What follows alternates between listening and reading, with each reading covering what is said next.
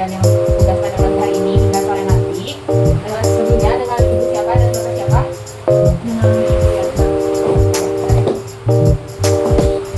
Ibu Yana dan bapak? Bapak Yayat ya. Baik ya sudah.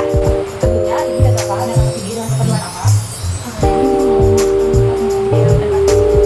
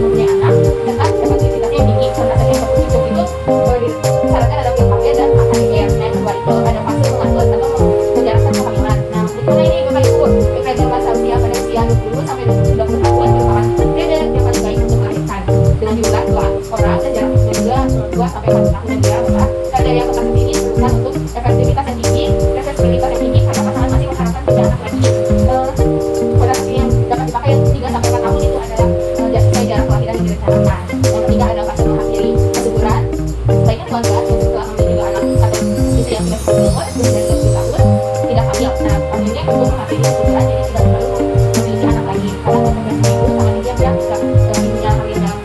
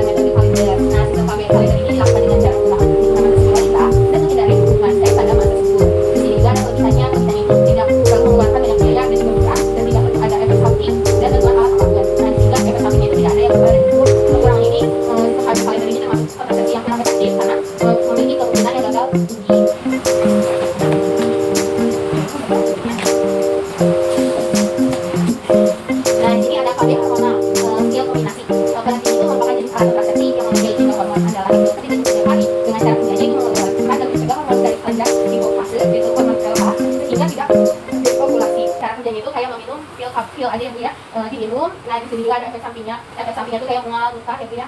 Kemudiannya itu tidak boleh longkang-longkang hari, misalkan hari besok memang minum, besok lagi enggak. Jadi tiap hari itu harus menggunakan meminum pil KB hormonal ini.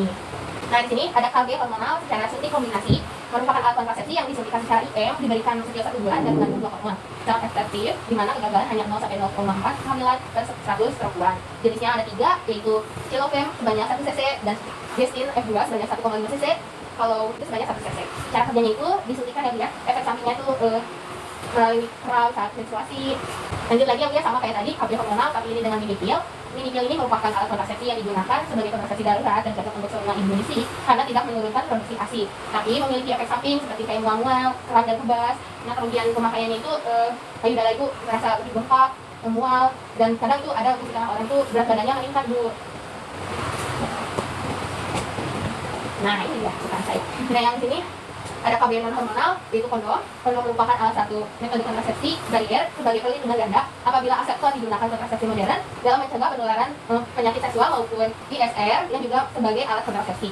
Di sini juga ada efek sampingnya ya, ini seperti tidak nyaman dan juga mudah robek, dan juga penularan penyakitnya juga lebih mudah menggunakan kondom. Nah, kerugiannya juga banyak yang sudah menggunakan KBM non hormonal atau kondom ini tetap mengalami kehamilan dan mudah robek jadi gagal.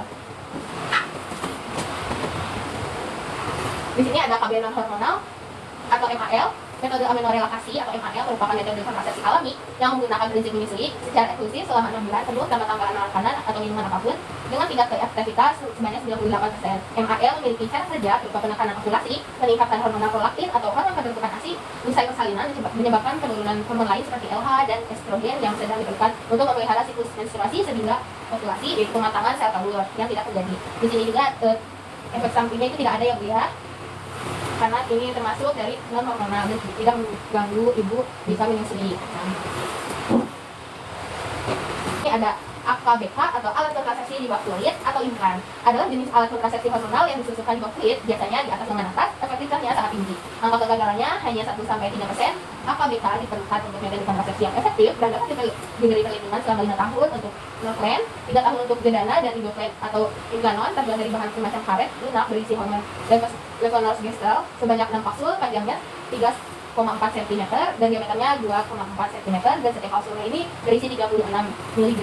Hormon kerjanya itu alat kontrasepsinya itu dimasukkan di bawah lengan atas kiri atau kanan. Di sini juga ada efek sampingnya. Efek sampingnya itu pasca dimasukkan alat implan ini kram dan bengkak ya, ya. Ini ada kerugiannya, hormonnya ini lebih terganggu.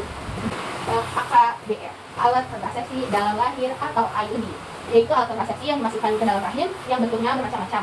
Terdiri dari plastik, ada juga yang dililit tembaga bercampur perak, ada pula yang batangnya hanya berisi hormon progesteron. Cara kerjanya itu alat IUD ini dimasukkan dalam rahim ibu. Efek sampingnya itu pusing dan yang juga tidak teratur juga karena termasuk dari penggunaan dari IUD ini sendiri. Kemudian pemakaiannya itu lebih hormonnya juga jadi menyusui ya, jadi berubah-ubah.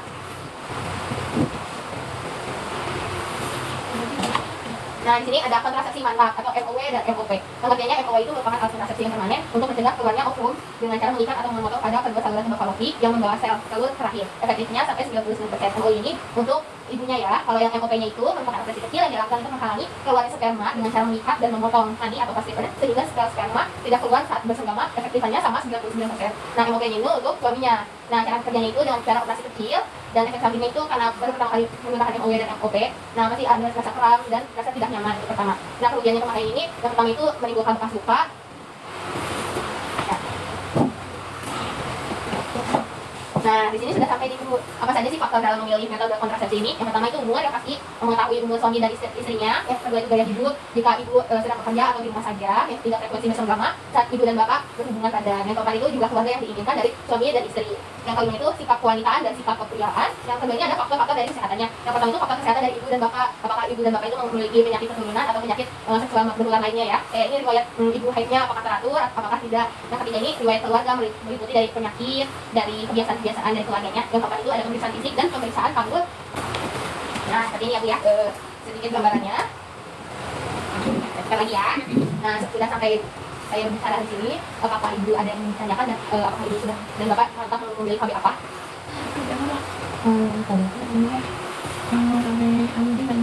Iya.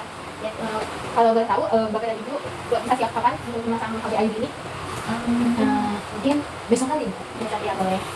Nah, ada yang ingin ditanyakan lagi nggak dari bapak dan ibu mengenai dari KB ini? Tidak ada ya, sebelumnya biar terima kasih telah berkunjung pada PMP kami. Semoga ibu dan bapak bisa memilih dengan mantap dalam memilih KB ini. Terima kasih ya bapak ibu.